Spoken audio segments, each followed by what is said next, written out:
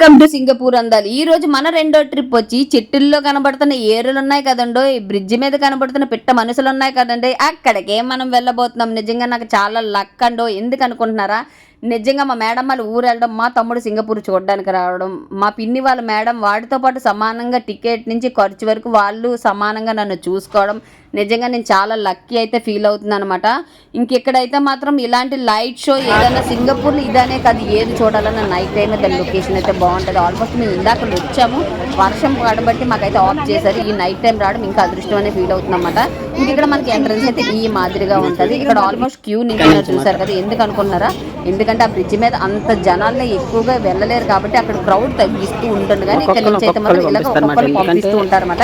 ఇప్పుడు మనం నలుగురికి వచ్చామంటే నలుగురు, ఐదుగురు వచ్చామంటే ఐదుగురు అలా పంపిస్తూ ఉంటారు అనమాట. ఆల్మోస్ట్ అక్కడ కూడా సెక్యూరిటీ గార్డ్ ఉంటూనే ఉంటారు. ఇక్కడ నుంచి మనం ఈ చెట్టు కనబడుతుంది కదా, ఈ లోపల నుంచి మనకి డైరెక్ట్ లిఫ్ట్ అయితే ఉంటుంది. ఆల్మోస్ట్ అన్ని చెట్ల దగ్గరికి అయితే మనం వెళ్ళడం, పైనుంచి కనబడతాయి లొకేషన్ లో. ఒక చెట్టులో మాత్రమే చూస్తామట.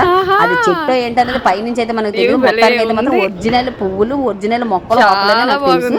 ఇంకెక్కడైతే మాత్రం చూసారు కదా లొకేషన్ చూసారు కదా, చెప్పాను కదా సింగపూర్ లో మనం ఏం చూడాలనుకున్నా సరే నైట్ అదిరిపోద్ది. మార్నింగ్ టైం ఓన్లీ నార్మల్ గా ఉంటది, నైట్ టైం చూడడానికి అయితే మాత్రం లొకేషన్ అదిరిపోద్ది. కనబడడానికి కూడా ఒక మ్యూజిక్ షో ఉందంట, అది కూడా టైం కి స్టార్ట్ చేస్తారు. ఇప్పుడు జస్ట్ ఒక 5 minutes మొత్తం లైట్ బ్లాక్ చేసి మంచి మ్యూజిక్ తో పెడతారంట ఎంజాయ్ చేయడానికి అని చెప్పి. కానీ అందరూ జాగ్రత్తగా ఉండండి, ఎందుకంటే బ్రిడ్జ్ ఎక్కువ అనుకోండి చాలా మందికి మాత్రం కొంచెం ఓనికైతే వస్తుంది. చూసారు కదా, ఫ్లైట్ వెళ్ళిపోతుంది.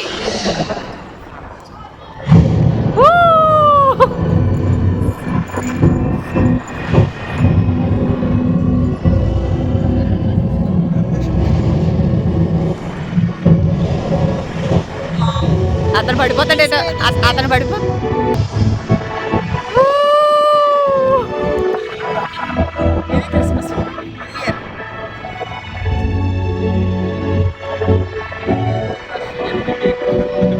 మాట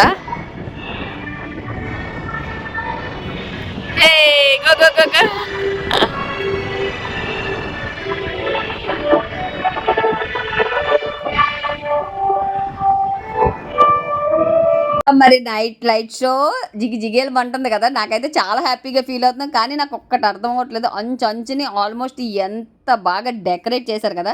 సింగపూర్ నేను అదే చెప్తాను, ఎవరైనా సరే సింగపూర్ చూడడానికి వచ్చారంటే కన్ఫర్మ్గా నైట్ టైం లొకేషనే అదిరిపోతుంది అన్నమాట. ఆల్మోస్ట్ ఆ జెయింట్ వీల్ చూసారు కదా, జెయింట్ వీల్ కానీ సిప్ బిల్డింగ్ కానీ అన్నీ మనకి అలాగే కనబడతాయి. అది చూసారు కదా, మేము ఇందాక వెళ్ళాం కదా గార్డెన్ బే, అది మాట అది. ఇక్కడ ఆల్మోస్ట్ ఏది చూద్దామన్నా నైట్ టైం లొకేషనే అదిరిపోతుంది. ఆల్మోస్ట్ మ్యూజిక్స్తో సహా భలే పెట్టారు కదా.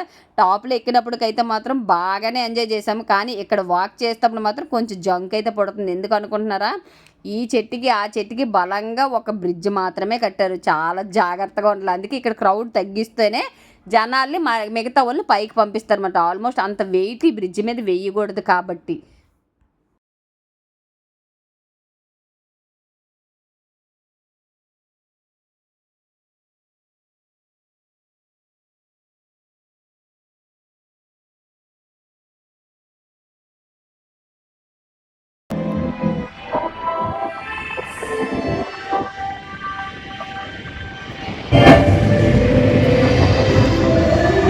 ఇది ఏ మాట, ఇలాగ మనం అలా చుట్టూ తిరిగి కిందకి వెళ్ళడానికి ఏ మాట. ఇది భలే ఉంది కదా. ఏ దుర్గా,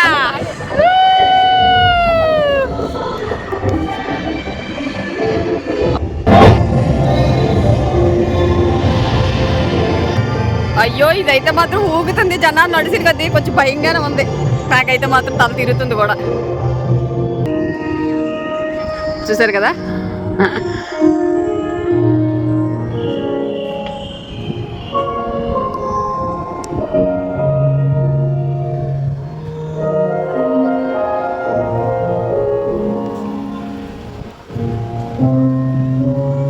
పైకి ఎక్కాలంటే కొంచెం జంక్ ఉండాలన్నమాట, భయం పడుతుంది.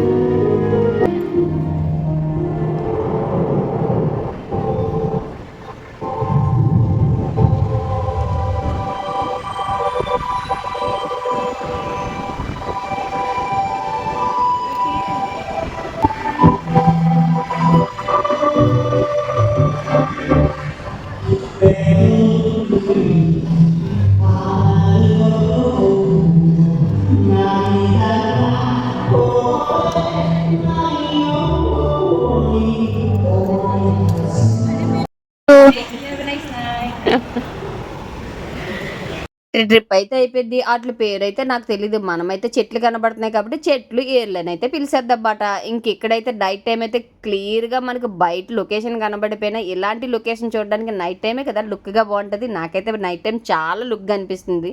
ఇంకా షార్ట్లోనైతే పెడతాను మార్నింగ్. షిప్ బిల్డింగ్ లోన్కి అయితే వచ్చేసాం. ఇది షిప్ బిల్డింగ్ లోన్ అనమాట.